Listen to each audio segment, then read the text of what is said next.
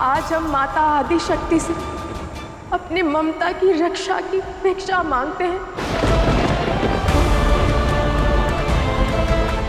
माता आदिशक्ति, आप हमारी ममता की व्यथा नहीं समझेंगी तो आप हमारी झोली नहीं भरेंगी।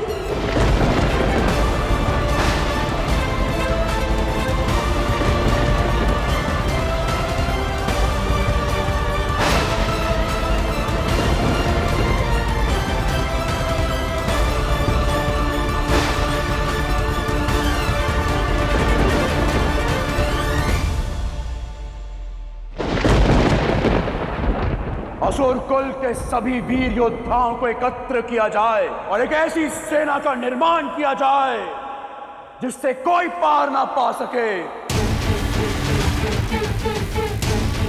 अब ये युद्ध और या पार का युद्ध होगा, अंतिम निर्णायक युद्ध होगा। देवताओं और असुरों के बीच महासंग्राम होगा, देवासुर संग्राम होगा, देवासुर संग्राम होगा।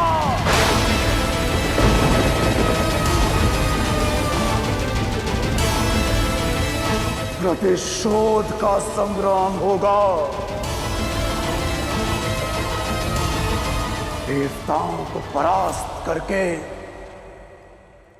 अपने पुत्रों की मृत्यु का प्रतिशोध लूंगा मैं। तीनों लोकों पर राज करूंगा मैं और इस युग का सबसे बड़ा खलनायक बन जाऊंगा मैं।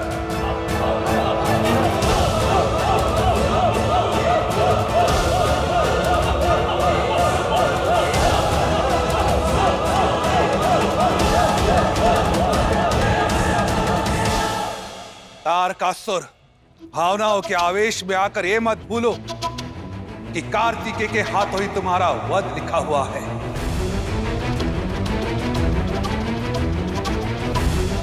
इस युद्ध को आरंभ कर तुम स्वयं अपनी मृत्यु को निमंत्रित कर रहे हो। जिसने अमृत नहीं चखा उसे मृत्यु मिलना तो तय है। तो फिर ये है किस बात का गुरुदेव? शांत चित्त के स्थान पर उग्र मन से लड़े गए युद्ध काल का सूचक होते असुरवधु, और मैं किसी भी मूल्य पर मेरे असुर कुल को नाश होने नहीं दूंगा। कैसे रोकेंगे आप मुझे? भूल गए? मैं असुरराज तारकासुर हूं और मैं शुक्राचार्य। मेरे पक्ष में संपूर्ण असुर सेना ना सही किंतु आधे तो अवश्य आएंगे जो तुम्हें और तुम्हारे साथियों को देवासुर संग्राम रूपी आत्महत्या करने से अवश्य रोकेंगे।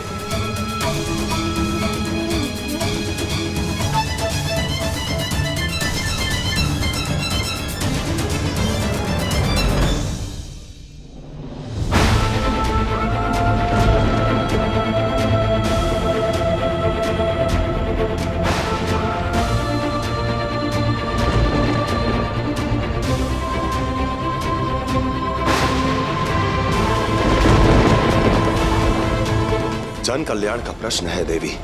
हट त्याग दीजिए। हम सब आपके भक्त हैं महादेव, आपका आदर करते हैं। हम आपको अपना हट छोड़ने के लिए नहीं कह सकते, परंतु इतना अवश्य जानते हैं कि आप हमारी ममता का मान रखेंगे। और मेरी इच्छा का भी, और मेरी इच्छा का भी, और मेरी इच्छा का भी।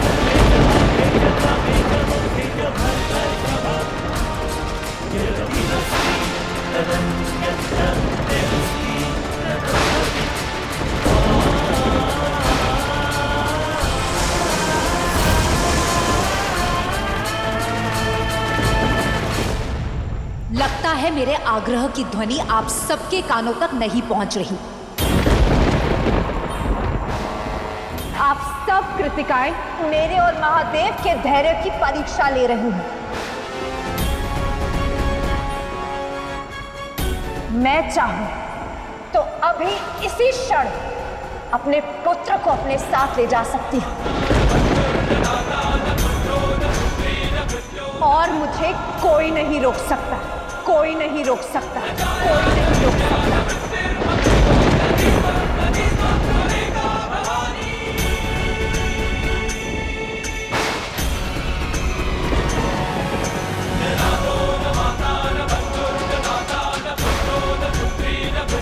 आप आदि शक्ति हैं, कुछ भी कर सकती हैं, परंतु आप कार्तिकेय की मां होने के साथ जगत माता भी हैं। आप हम माताओं की व्यथा नहीं समझेंगी तो और कौन समझेगा?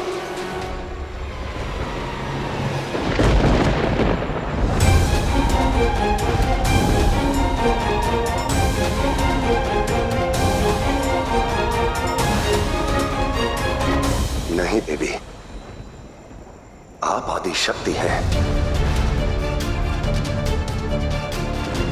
और आपके समक्ष ये 7 माएं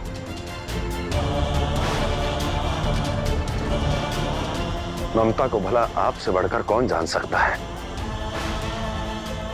हमारे बल के आगे भी ममता कभी निर्बल नहीं हो सकती।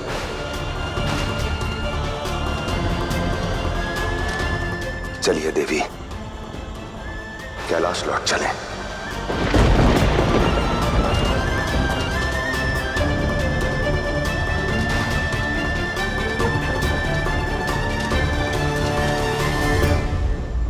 किंतु महादेव, तारकासुर का क्या? कार्तिकेय के बिना उसे रोकना असंभव है।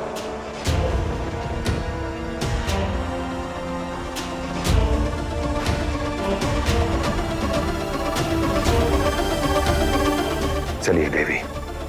महादेव, हमारा पुत्र, उसके बिना हम कैलाश कैसे लौट सकते हैं?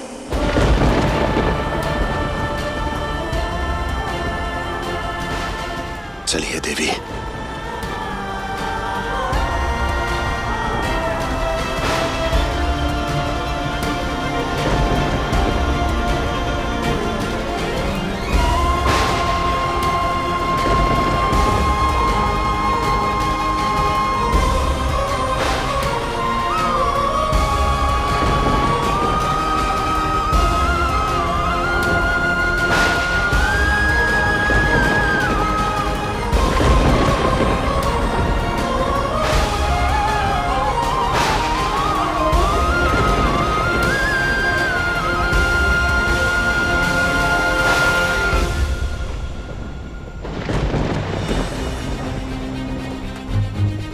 इस ब्रह्मांड में ऐसी कोई शक्ति नहीं जो महादेव और देवी पार्वती को रोक सके।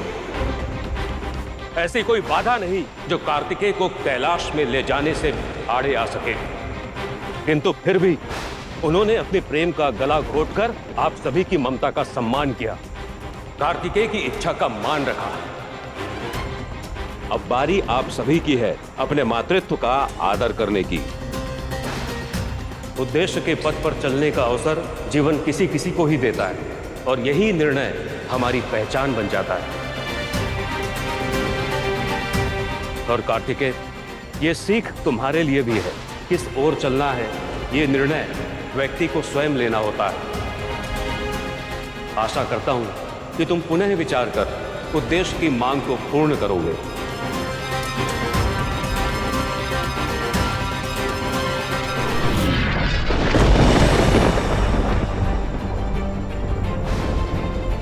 कहीं नहीं जाने देंगे तुम्हें पुत्र। हम कार्तिकेय को कहीं नहीं जाने देंगे, चाहे कोई कितना भी लांछन क्यों न लगाए हम पे।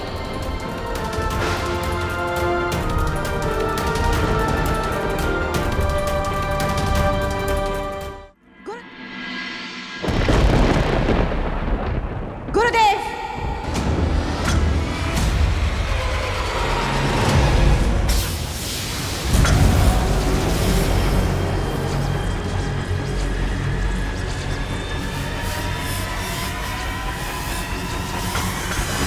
सम्मुखी, ये कैसा दुस्साहस है? दुस्साहस नहीं, साहस किया है संमुखी ने गुरुवर। सैनिकों, गुरुदेव को ससम्मान बांध कर रखा जाए और अब ये बंधन देवासुर संग्राम के परिणाम के पश्चात ही खुलेगा, पश्चात ही खुलेगा।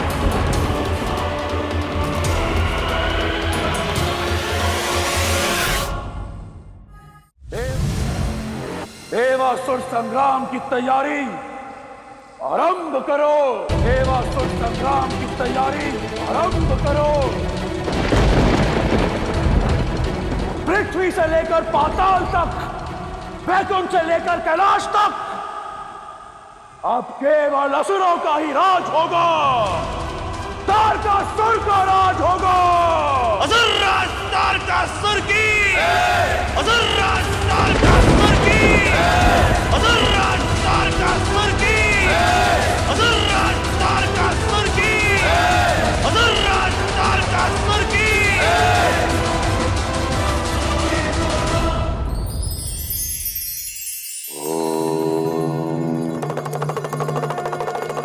सुंदरता किसे नहीं भाती। सुंदर व्यक्ति, सुंदर वस्तुएं, सुंदर वस्त्र देखने में कितने सुंदर लगते हैं ना। सुंदरता की परिभाषा हम सभी जानते हैं, किंतु इसका मापदंड मैं आज आपको समझाऊंगा। कोई भी वस्तु केवल तभी सुंदर है जब वो आपके काम आ सके, और कोई भी व्यक्ति तभी सुंदर है जब उसका मन सुंदर है। इसलिए सदैव स्मरण रखें, किसी को तन की सुंदरता से नहीं, उसकी मन की सुंदरता से देखें, उसके विचारों की पवित्रता की ओर झांकें और स्वयं भी उसी प्रकार सुंदर बनने का प्रयास करें।